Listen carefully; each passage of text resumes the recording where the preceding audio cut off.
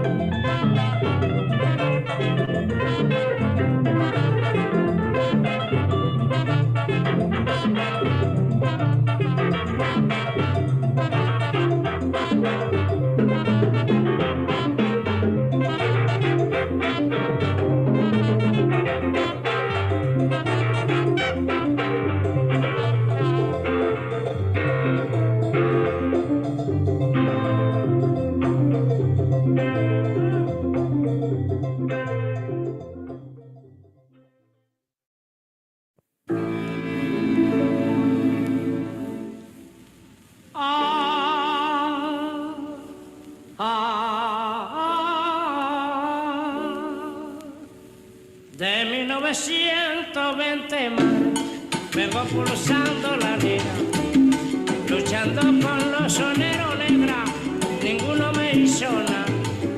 En Guantánamo, la maloquina, donde yo me sacudí, uno llamado Pepe Luis Juan Pablo, ese sí le daba bueno.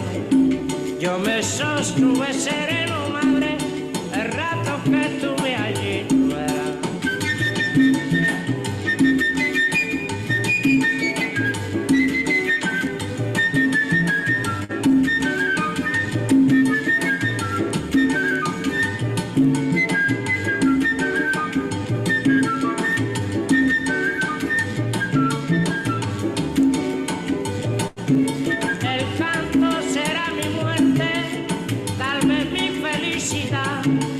Así de conformidad, yo espero cualquiera suerte, así que mi cuerpo inerte lo lleven al campo santo. Allí yo no quiero llanto, que rueguen por mi ventura, y al darme la sepultura, que entonen alegre canto.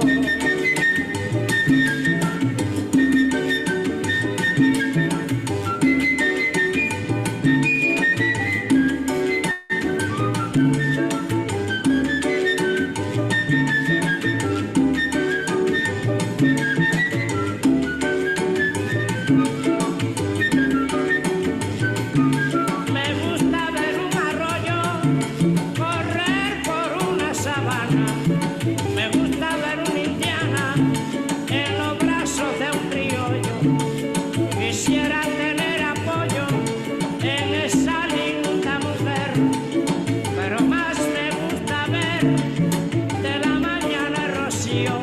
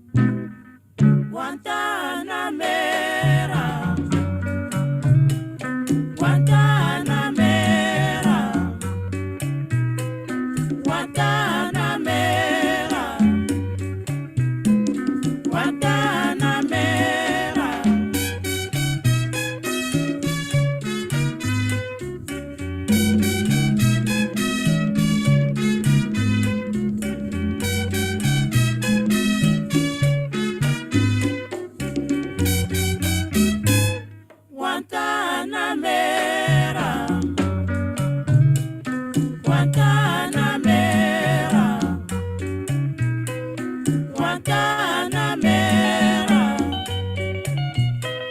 Guantanamera.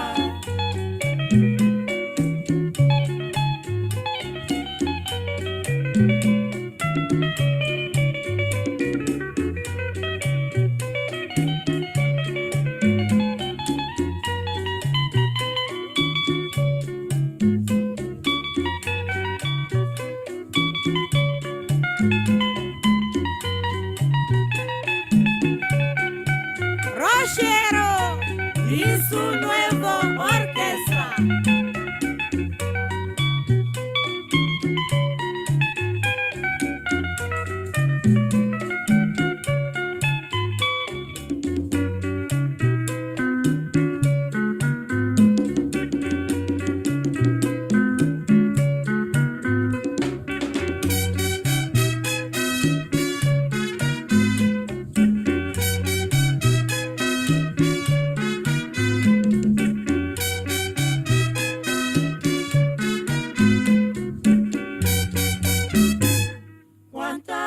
Guantanamera, Guantanamera, Guantanamera, Guantanamera.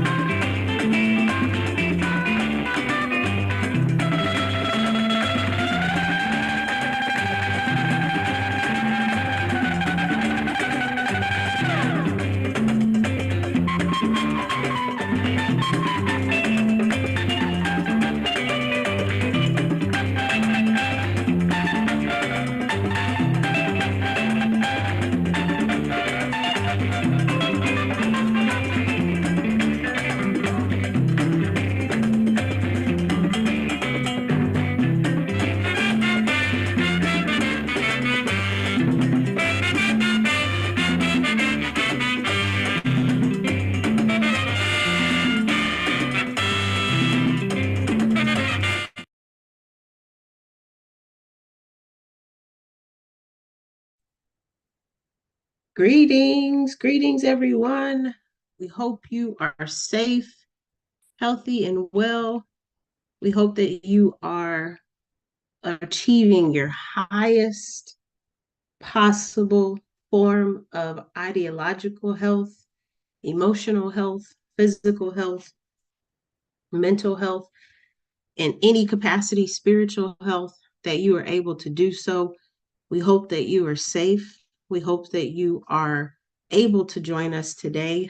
Thank you so much to the comrade who reached out to let me know that there was a slight issue with the Zoom link being sent out. We do take responsibility for that, and we apologize, you all. I think there was some miscommunication and disorganization on behalf of Comrade Ajamu and myself. And so we definitely take responsibility for that. This is partly why I tried to start the live stream earlier today, so that even if folks didn't know that we were having a seminar because it wasn't essentially communicated out, then you would still see us showing up, hopefully in your feed if it works like that. And then you're able to still join as you need to. The beautiful thing is that as much as we would love to have you join synchronously, this is being recorded and it will be uploaded onto our AARP CA, I think that's the name of the YouTube page. So it'll be uploaded on YouTube. So if you are not with us right now, then we hope that you'll be able to join us asynchronously at a later point. Okay. So again, we apologize for that confusion. And we thank y'all for rocking with us, for your grace, for your forgiveness.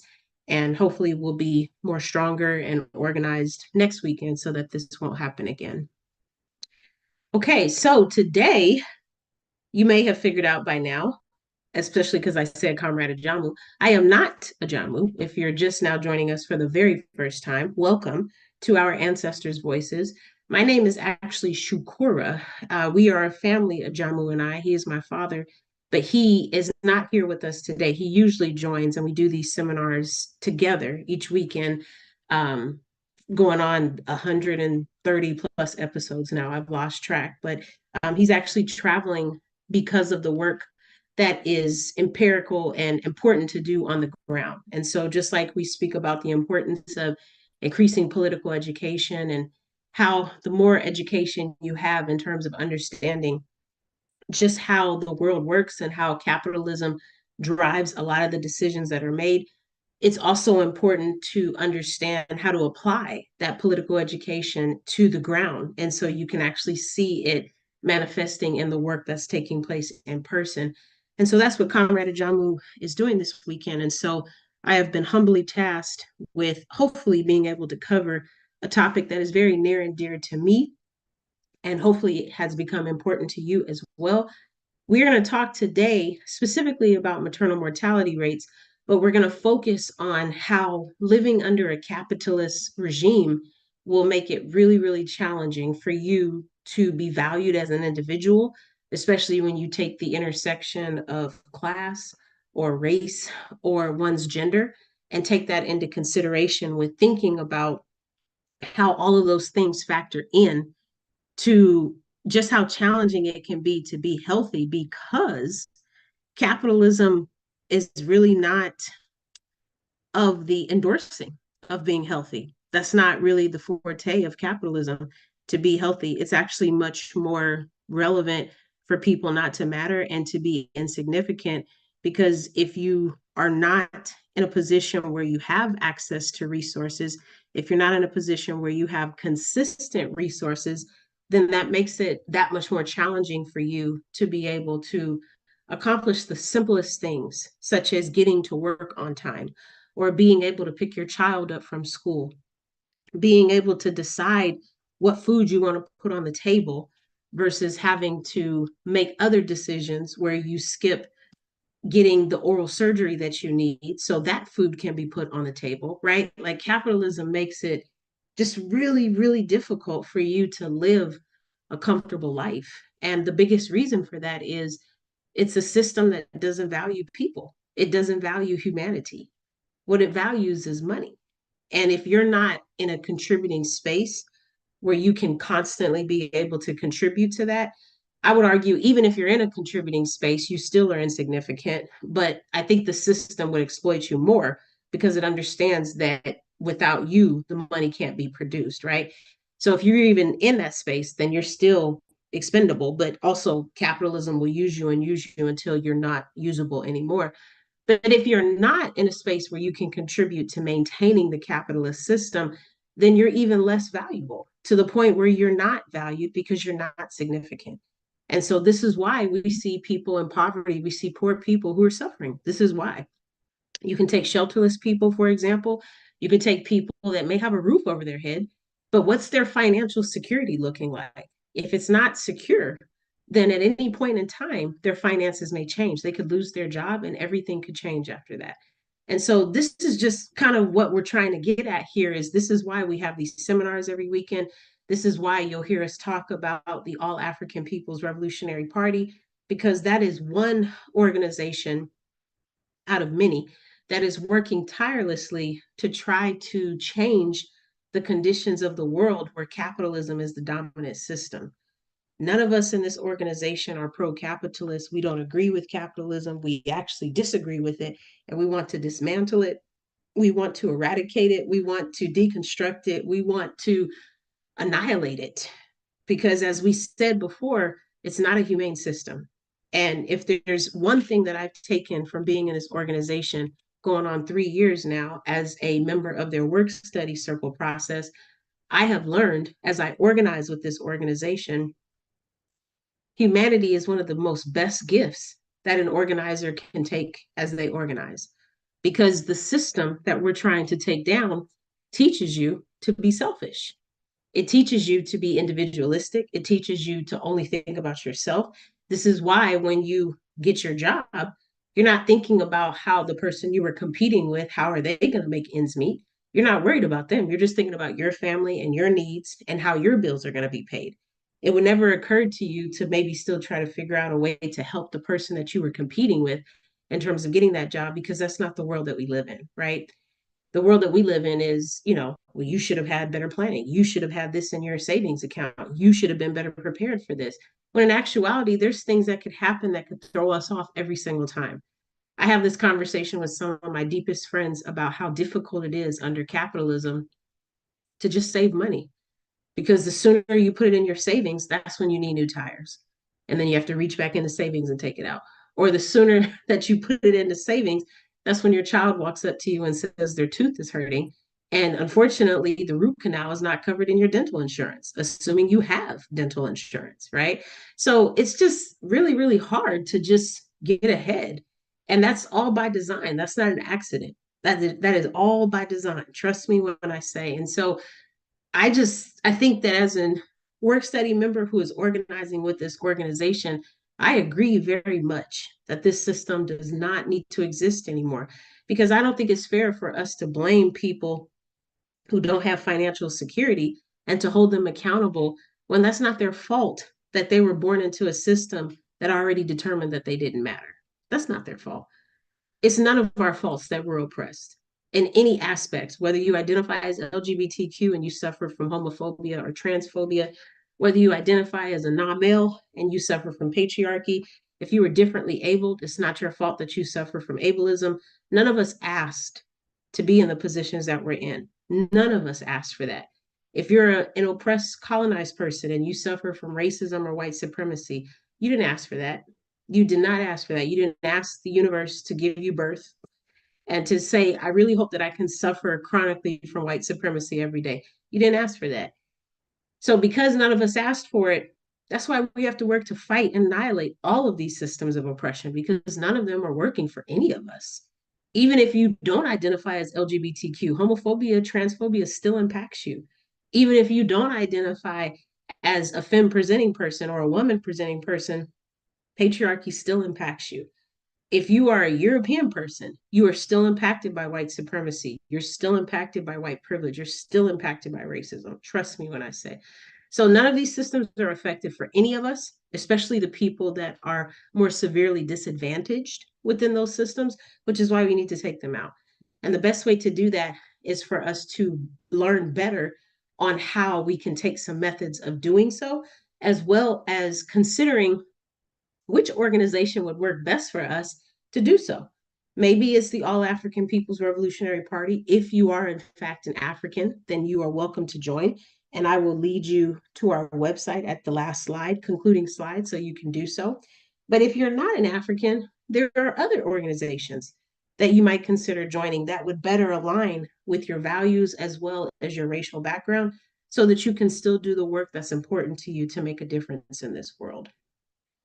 Before I jump into our introductory slide, we always start by giving homage and acknowledgement to our Indigenous comrades and family. And without them, we would not be here because this is their land. And if they had any intention at all, they would be well within their right to kick us off. That means I'd have to pack up my laptop, cancel my internet account, and figure out how to broadcast this system to you from some part of Africa. And that's assuming that I have the money to fly out there tonight while still trying to broadcast. And so we have to acknowledge the indigenous people on a very high level, because if you are joining me from anywhere in the diaspora, specifically from the very top parts of Canada all the way to the very bottom of Chile, if you are in any part of that region I just described, from Canada to Chile, you are on indigenous soil. You are on indigenous land. You are on land, if you are not indigenous, that is not yours and does not belong to you. Don't believe the hype. It's not the American land, it's the indigenous land, and the indigenous people own the Americas. That's the hype that you need to believe.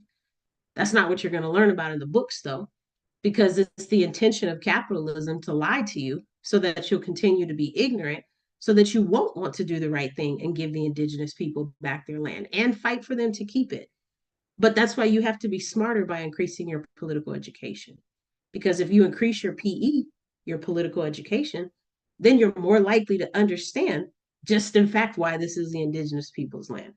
And then it'll start to impact other things that you do, such as not celebrating on Thanksgiving, acknowledging that that was a day of suffering and travesty and death and rape, not a day for you to enjoy playing football with your family and eating a bird that you murdered. None of that is okay. But that's a process. You have to get there. You have to get there. So we'll start today with just thanking our indigenous comrades and acknowledging that we know that their land is not theirs yet, just like Africa is not our land yet. But we are working tirelessly, and we know you are working tirelessly to change both of those realities. And we want you to know that as a work study member with the All African People's Revolutionary Party, because I organize with them, we are in solidarity with you. We love you. We are with you. We are fighting with you. We will continue to fight with you. And we know you are with us. We know that you love us. And we know that you have our back and you will continue to fight with us. And we thank you. And as I said before, we thank you for allowing us to be in your space. All right. So, kind of giving you a retro PowerPoint, if you will. This is kind of one of our older frames that we used before we kind of upgraded a little bit. So, taking it back a little bit. So, of course, we start off by acknowledging that this program is called Our Ancestors' Voices. This is sponsored by the All African People's Revolutionary Party. This is the organization that I was hinting to earlier. You might be asking yourself, this is our logo here at the bottom. You might be asking yourself, well, what is the objective of the All African People's Revolutionary Party? Well, the AAPRP is a revolutionary, independent, mass Pan-African political party based in Africa. That is the biggest piece that you need to remember, because other independent mass Pan-African parties will tell you that they're independent and that they're mass and Pan-African. not mask. They will tell you they're mass Pan-African parties, but they will be based out of Minnesota or Chicago or Memphis. And we acknowledge that any organization, like Kwame Ture said, is better than no organization. So we're not faulting the fact that they're based out of Minnesota. We love that. And we love that those folks are organizing. But I would argue the main difference between the All African People's Revolutionary Party and other Pan Africanist organizations is that we understand that in order to organize all Africans, which is why we are the All African People's Revolutionary Party, we need to start from our homeland, which is Africa. That's also where the root of our problem started. They didn't start in Memphis. They didn't start with the transatlantic slave trade. They started before that, but problems were exacerbated when the transatlantic slave trade took place because that's when Africans started being kidnapped, right? And so I just think it's really important to make that distinction. You might also ask yourself, well, what's your aim? Like, what is your intention as an organization? Well, it's simple. We believe in Pan Africanism, which is defined as one unified socialist Africa, which means we believe in socialism and we want Africa to operate off of a socialist system. We don't want Africa to be independent of the 53 countries. We want Africa to have unison with one another, all operating off of a socialist principle and value where we will have intersectionality and we'll have interconnectivity and we'll have communication because we'll have different representatives from all parts of the continent communicating on one level. We'll have different military branches, not just 53 branches, but different branches that will have connections with the different countries that are near them. And they will all report together to have a unified way of dealing with dealing with intruders and dealing with folks that are coming into their spaces unannounced or uninvited. We'll have a unified education system. Sorry, I'm freezing up a little bit. I was just saying that we'll have more unison with the military structures.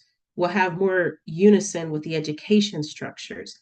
None of that will be independent anymore because Africa should be seen as one nation belonging to the African people. And so that's our objective. And that's how we define Pan-Africanism. And we're working really hard to do so. We're working with sibling organizations, some of their emblems that you see here.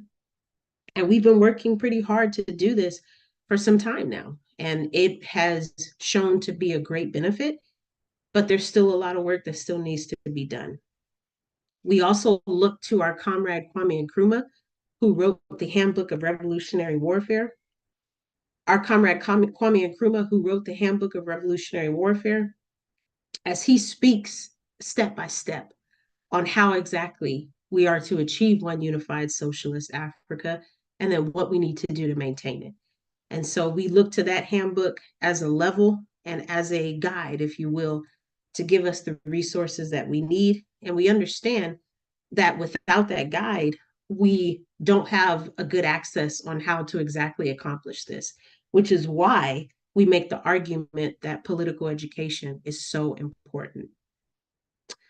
All right, so as I said before, this is hosted weekly by Comrade Ajamu and myself, Shukura. So without further ado, I'm going to go ahead and get us started. And we look forward to Comrade Ajamu returning next weekend. And so we start with talking about maternal mortality rates and how they impact African femme presenting folks, as well as African women, right? So if you think about the World Health Organization, in 2018, women in Africa and femme presenting folks in Africa accounted for 533 maternal deaths per 100,000 live births. As a result, femme presenting folks in Africa, women presenting folks account for 68% of maternal deaths in the world today. 68%. Now, I may have already lost some of the people on this seminar because they may not identify as femme or women presenting. and they may think that this doesn't apply to them. That's a very narrow-minded way of thinking, because in actuality, what I'm saying is this could have an easy impact on your sibling. This could have an impact on your child if they are able to labor children. This could be an impact on your aunt, on your cousin.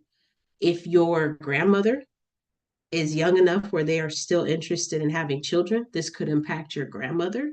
So this very much does impact you as a male identifying person, because you may not be able to have children, but you know people at your church, at your job, maybe even someone you're dating who might be pregnant as we speak.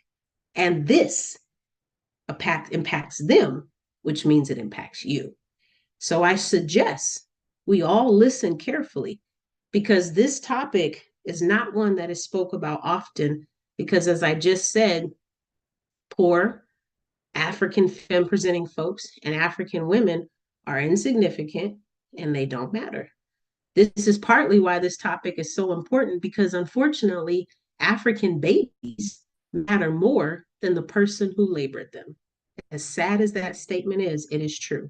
And African babies are dying too.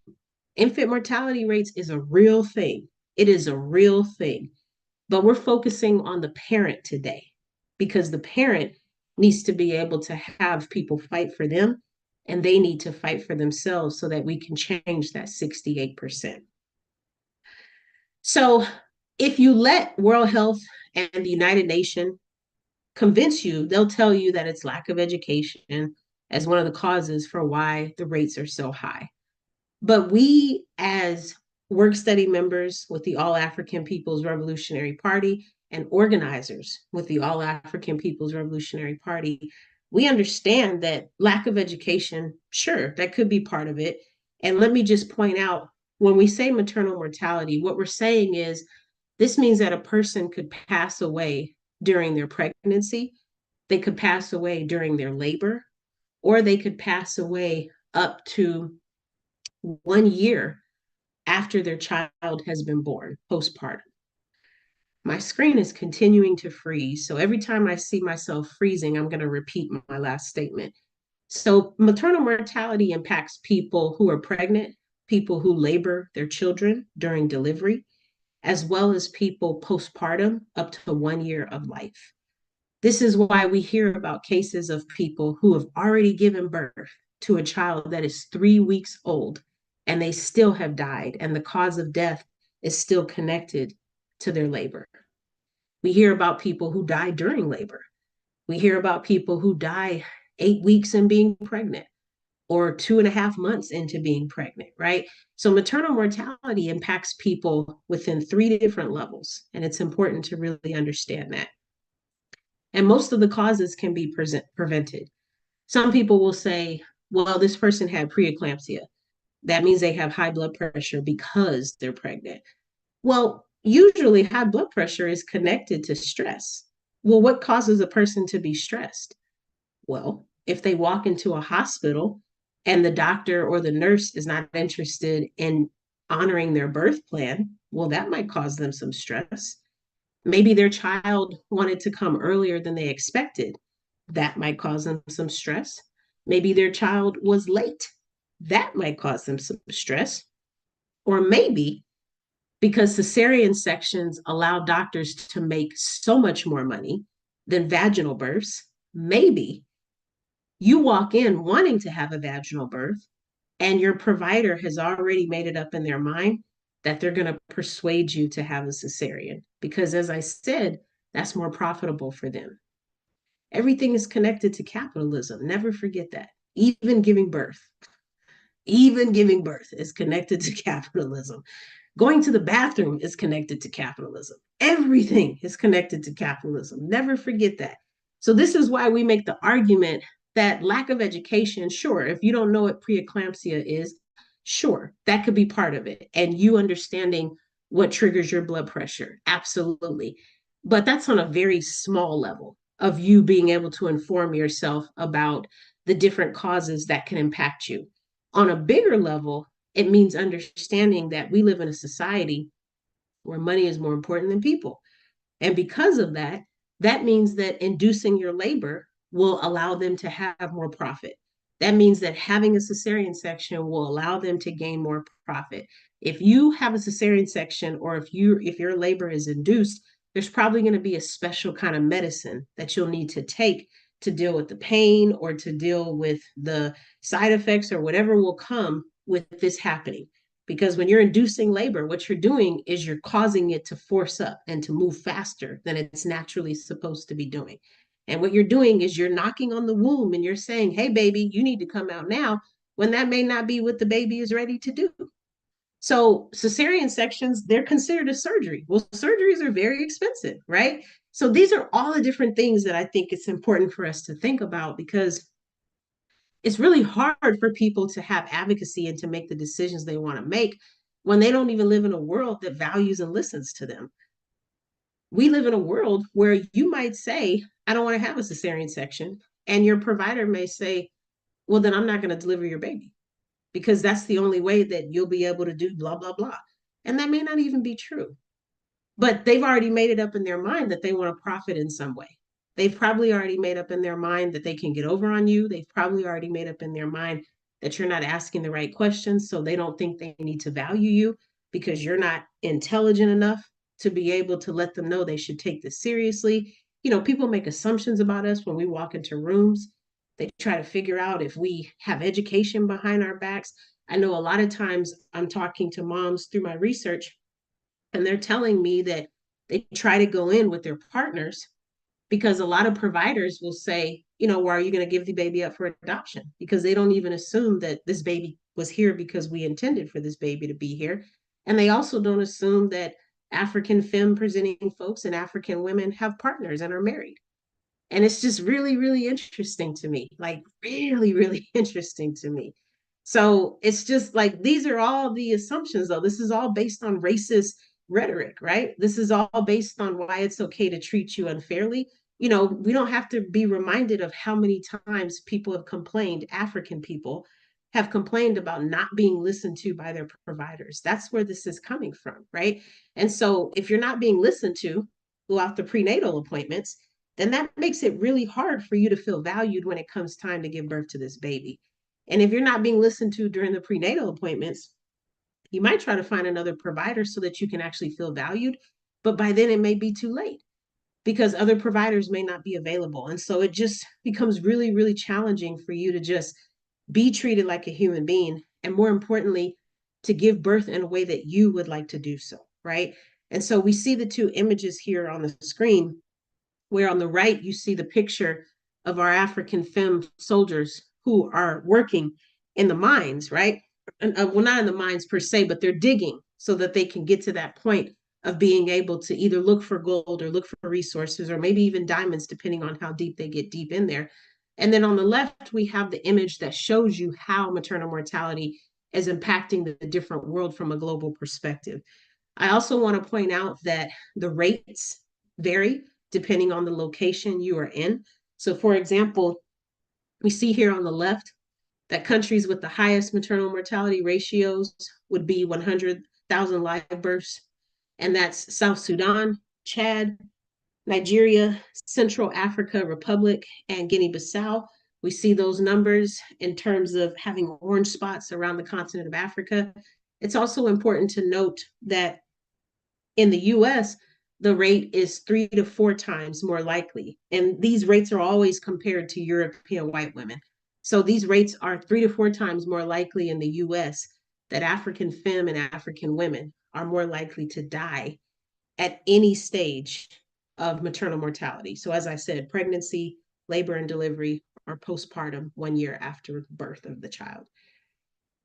3 to 4 times more likely. And then geographically, it can get even more stratified. In 2021, New York City had one of the highest rates of 12 times more likely. 12 times more likely. So it really just depends on where you are in the world. Again, my focus groups that I'm doing, I had a participant who mentioned that they gave birth in New York, and they talked about how different states have different policies when it comes to laboring a child. This person mentioned that in the state of New York, if you give birth, your child is property of the state, not yours as a parent. So if you give birth, once you give birth, the baby is yours. But until you give birth, that baby is not yours. And so to me, it makes sense that New York would have some of the highest rates because that means they're not valuing the parent at all. They're just interested in doing whatever interventions they can do to save the baby, even if it means the parent will die in the long run. Because when I first saw that 12%, 12 times, I was like, why is that so high? Well, that's why. It makes so much sense. That's why. So we have to think about that and just understand what that can look like, right? On a larger scale, we have to understand what that can be so that we can just kind of make it make sense and think about it more critically too, right?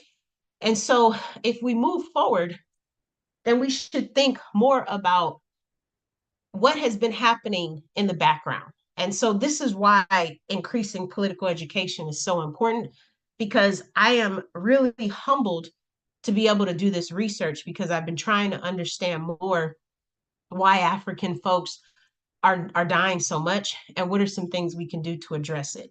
And in doing this research, I've really been able to come up with more of an understanding of everything that's been happening from a reproductive justice standpoint that has fed in to why this is such a problem today. And so, of course, we would start with being raped on the plantation, right? We have to start with that. We have to start with how there was no OBGYN type of care that could be considered received. And even if there was an OBGYN doctor available, we were not considered full human beings. So going to see the doctor would not be something of norm value that we would be able to do because we were property. We were considered property and we were treated as property, which means the whole objective of African women and African femme folks who were on the plantation was to labor children so the children could grow up and either work on the plantation as well or be sold off and sent to other plantations to do work in other areas. We know there are stories of our children being used as feet warmers for the plantation master because a lot of those houses didn't have heat at that time. And so just thinking about these different things and thinking about how unhealthy it was for you to literally be forcing a person to have baby after baby after baby with no breaks, but also no medical interventions to make sure that there was no damage to the body in the process. I mean, how traumatizing can you imagine that to be? But that was our ancestors, and that's what they did day after day, month after month. And so, thinking about that, thinking about the unconsented taking advantage of the body and being raped on the plantation, I mentioned that in terms of the plantation master, but I also mention it in terms of their partners, because remember, their partners are being emasculated in every way possible every single day and literally being embarrassed, and they need to take that frustration out on someone, right? And so just thinking about the devastation that our people went through, and for me specifically, thinking about my women and femme presenting ancestors and everything that they went through. I would be remorse if I didn't mention Marion Sims, Dr. James Marion Sims. So Marion Sims was known as the father of gynecology. And I mentioned to you earlier that a lot of doctors at that time, so we're talking about the 1800s, a lot of doctors at that time did not specialize in OBGYN, obstetrics gynecology. It was really uncommon, actually, for a provider to specialize in OBGYN medicine. Many of the providers had no problem being surgeons, they had no problem being pediatricians, but not many were OBGYNs. He was literally one of the few in, let's say, 6 or 7 southern states. And when I say few, I mean like 1 or 2 that could cover 5 or 6 states. So Marion Sims would travel from state to state, North Carolina, Alabama, Tennessee, Mississippi, because plantation owners would call him and say, I have a slave who's not producing children. Her children keep dying, or she's sick, or whatever. I need you to come over here and inspect her and figure out what's going on. So he would travel to the different plantations and inspect and, figure out what was going on. And he kept notes. And he started to study specific enslaved Africans because he was really trying to understand how we managed our pain and how we tolerated pain. And that's when he started doing unconsented experimentations on us, specifically in the state of Alabama for 4 years.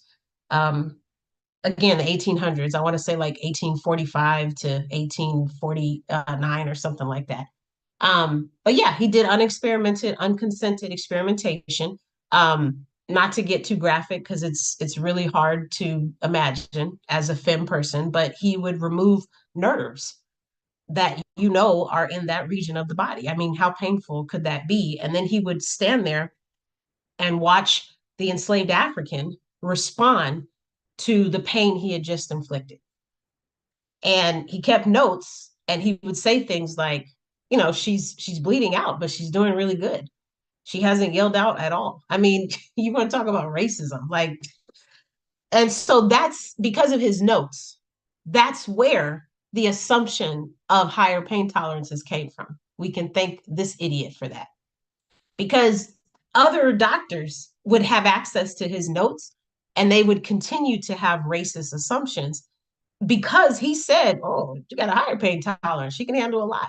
There's nothing she can't do. And so then we see that replicating throughout generations, throughout time, throughout space, right? And so this is why today, when you go to the provider, if you are African and if you can menstruate, you go to the provider and you say to them, I'm having problems in my abdomen, I'm feeling pain, blah, blah, blah. And hopefully, you have a provider that is a humanist and will treat you with respect, but probably not. You probably have a provider that's going to dismiss you, that's going to dehumanize you, and is probably going to say, oh, it's probably just your menstrual cycle. It's probably just your cramps. Oh, you're pregnant. That's probably what it is. When in actuality, it could really be something serious or worse. I'm literally conducting focus groups right now. So I'm hearing people say they've gone to their providers and said, this is what I'm feeling. And the provider has dismissed it. And then it has ended up being a really big medical problem later that could have eventually impacted the mom and the baby and could have almost killed both of them. And like, we're not even talking about malpractice. We're just talking about you're not listening to your patients. But that would mean that you would have to see them as individuals that deserve respect for you to actually listen to them. So again, like capitalism, imperialism, patriarchy, racism, like these things are always going to have some type of seat at the table. So we can't just say, oh, it's lack of education. That's part of it, but that's not at all where these problems are stemming from, because education has nothing to do with how you treat someone. How you treat someone is based on class and it's based on status in terms of, do you feel like this person deserves your respect? And if you don't, it's probably because you don't feel like they're enough. Well, where does that come from? That's a white supremacy ideology. That's a racist ideology for you to make that assessment that they don't deserve your respect, right? That's not lack of education. That's actually you being very well educated to the point where you are invoking that it's okay for you to disrespect this person because they are lower than you and less than. That's where that comes from. So, man, we got to unpack that and like just be honest about that, right? So we got to be honest about that and thinking about what that really looks like, right? And so, just continuing to give homage and praise to our ancestor, Henrietta Lacks, at the top. We understand that Henrietta literally saved thousands of people's lives. If you went to the pharmacy store this past weekend, you probably have Henrietta Lacks to thank in some way, shape, or form. Long story short, if you don't know the story about Henrietta, do your research, increase your political education. But I will say quickly, Henrietta, unfortunately, had cervical cancer, did not know that she was sick with cancer, went to the provider to try to figure out what was going on. The provider did not know what was going on and collected some of her cells without her permission, which is very important to point out, and then left the cells in the lab and continued to do other things. Henrietta unfortunately died. I believe the cells were connected like on the same counter with some other cells from some other person. And let's say the other person had scoliosis or something like that, Parkinson's disease, something like that. They were able to test out Henrietta's cells with other people's cells who had other diseases, such as Parkinson's disease, scoliosis. And what they found was her cells even though they were cancerous and even though she died after they collected them, excuse me, her cells were able to regenerate and to eradicate the cancer that was making them sick. So what they did was they started taking her cells and applying it a little bit to other people's sicknesses with their cells in the petri dishes to see what would happen to other people's diseases. And her cells were able to eradicate those diseases as well. This is why I'm saying you can give thanks to her if you've taken penicillin. You can give thanks to her if you've taken some type of antiviral treatment, because 9 times out of 10, her cells had something to do with creating some type of treatment for the bacterias that we are able to fight now, for the viral infections we're able to fight, for the cough suppressants that we have, like all the things that we have done. Henrietta has been a huge influence in that way. And her cells have literally saved our lives. And unfortunately, she wasn't able to live through that. And her family never, ever got any recognition for it because exploitation is the name of the game, unfortunately. But we are acknowledging Henrietta today. We are acknowledging that because of Henrietta, polio was able to be cured. She was able to help people with polio and save their lives. And so we will continue to say her name. We will continue to acknowledge her. We will continue to honor and respect her. And we will thank her for everything that she did for us, even though she didn't even know that that was a part of her legacy. And then I would be remiss if I didn't mention, again, like this is why political education is so important. I'm currently reading Angela Davis's Women, Race, and Class book. I hope I'm saying that title right. And so I have been blown away by the different pieces of information that Angela has shared in this book, because she focuses on talking about how we start off with enslaved Africans and just how difficult it was. And then she moves into this progression of how jobs were really hard to come by for African femme folks post slavery in the Jim Crow era.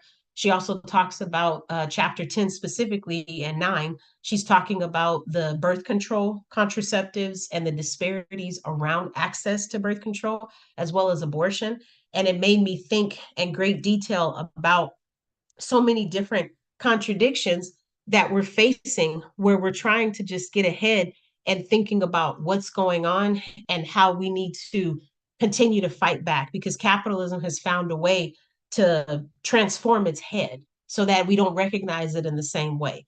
So just like I said earlier, that you have capitalism even in giving birth to a child. Well, you have capitalism when you have access to birth control. You have capitalism and access to contraceptives. And I don't just mean that contraceptives are really expensive. I don't just mean that we are funding these private entities who are making these contraceptives by spending money out of our pocket. Yes, that's capitalism, but I'm not even talking about that. I'm talking about how it's by design that there are certain contraceptives that can cause sterilization, which was a huge problem for a lot of African femme presenting folks and African women.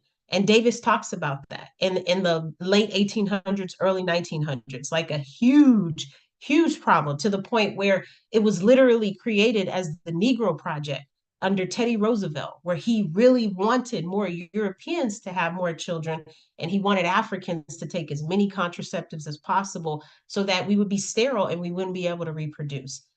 Like, that's extremely capitalistically driven. And the argument was people who were paying taxes, they did not want African people to have big families because they, quote, did not want their taxes going to us.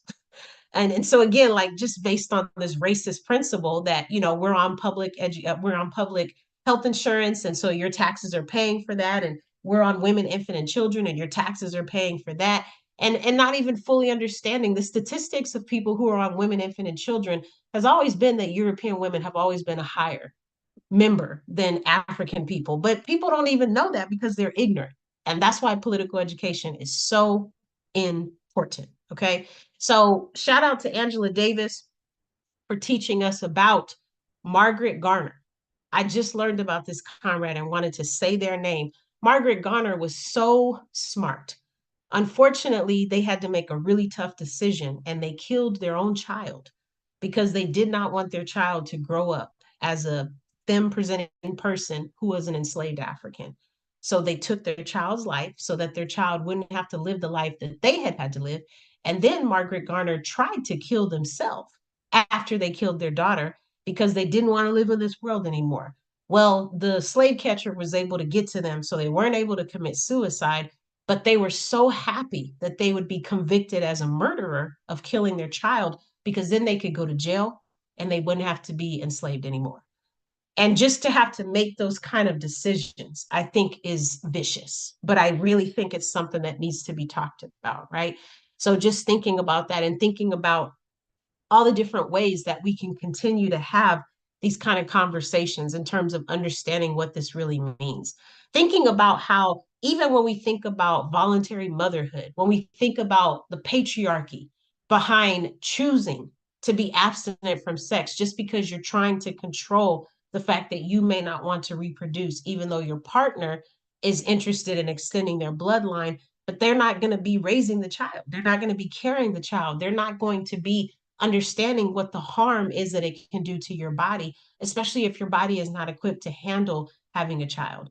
We don't really know, what's going on until things start to come up. And that's why if you're able to have some type of birth intervention, we'll talk about that in the next slide. I would strongly recommend it. I am a doula, and I believe very much in the power of doulas and what they can do, as well as more natural interventions that can take place. I'm not really an advocate of hospital births because I feel like when you engage in hospital practices, you're engaging in white supremacy, neo-colonial, capitalist, heteropatriarchy norms. And that's not really an environment that I would want to be in raising a child or bringing a child into this world. It sounds like a very stressful environment, if you ask me, to be in a space like that, where I know somebody's not going to listen to me, where I'm in pain. And can I just point out also where you're forcing me to give birth to a child on my back when I should be using gravity? Like, I just don't understand like why things are so backwards. I don't understand that. And so at least if you have somebody who has your back and is interested in listening to you, values you as a human being, and wants to do things the way you want to do them, such as at a birthing center or a midwife, then maybe you're in a better position where you can have a more peaceful experience. Because you have to ask yourself, why is it called labor? It's called labor because you're working hard to push a human being out of your body. And you're going to be sweating and burning calories because it's work. So you don't want to be stressed and yelling at and having someone yell at you in the process of you already being stressed that you're pushing the body out. You can have the best labor in the world and it can still be traumatic. But we would want it to be as least traumatic as possible, right?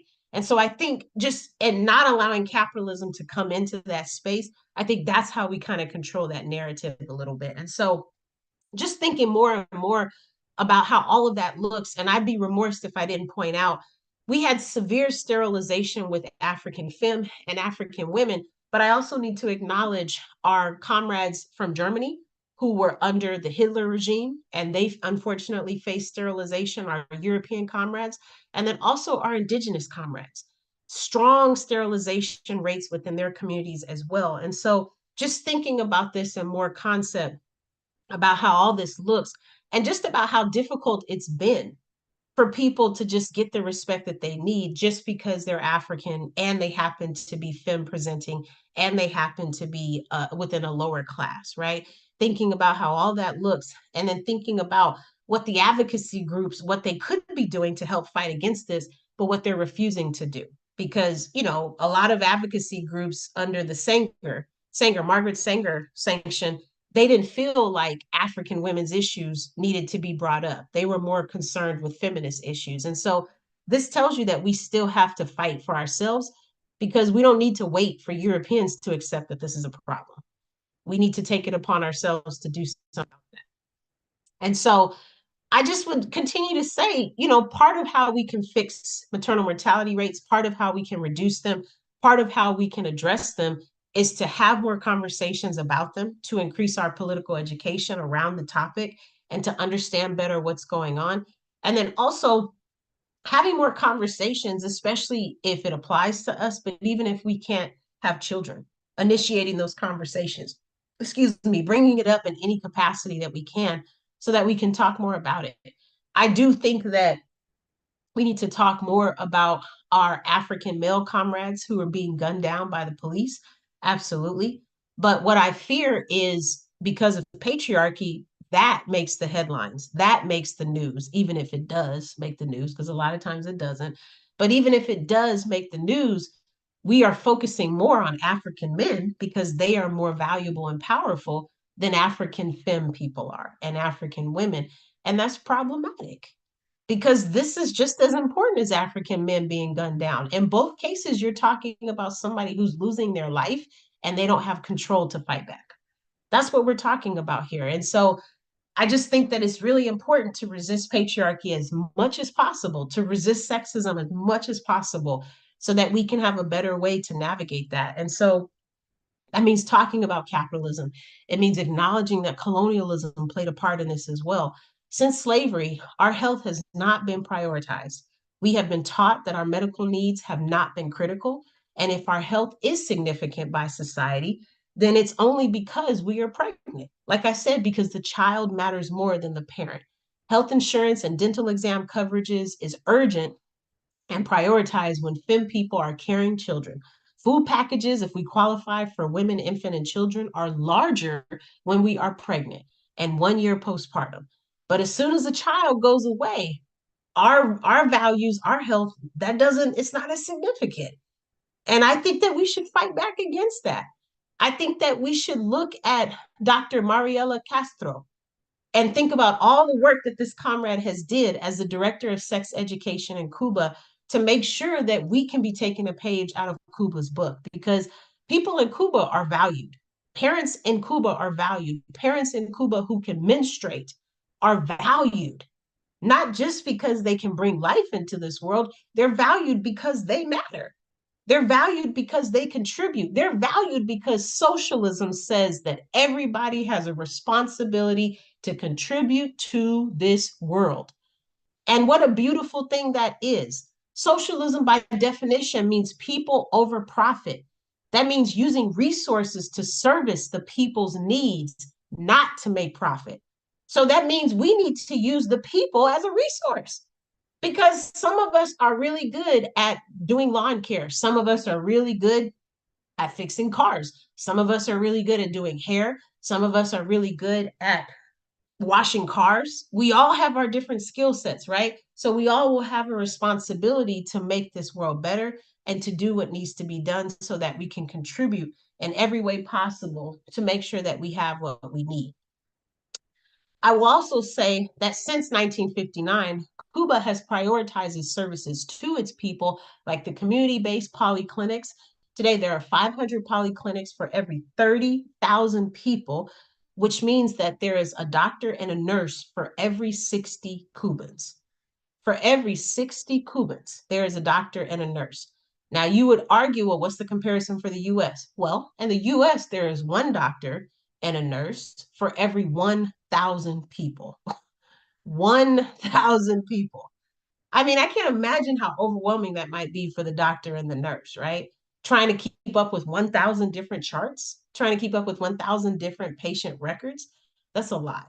So just thinking about this and understanding that Cuba has really had a way better control of maternal mortality. I want to say they've unfortunately lost like one person in the research that I've done with Cuba, and that's been like over a 6 year span. They've lost like one person because it really hasn't been that bad. And so just thinking more about that and understanding what we need to do, where, you know, we can't really rely on the US to prioritize this. We need to prioritize it. And the best way that we can start to solve that is by, of course, increasing our political education, having more conversations around it, and ultimately joining an organization that's working for justice so that we can do something about that, helping us to understand that we can organize better collectively than we can individually, right? As I prepare to close, I'll just remind you all that there's other solutions that we can do that can prevent maternal mortality. I mentioned to you potentially using a birthing center or even having a house birth, right? We also talked about using a makunga, which is colonized as a midwife, but being able to use the makunga in terms of helping to value you, to use patient-centered approaches with you, to make sure that you feel listened to and heard, right? I've spoken to a makunga that actually lives in Mississippi, and I laughed so much when I spoke to this person because I just felt like it wasn't going to be a stressful process with them. I felt like they were going to make me stay calm. They were going to help me be able to relax and find my breathing when that time comes for me to give birth to my child.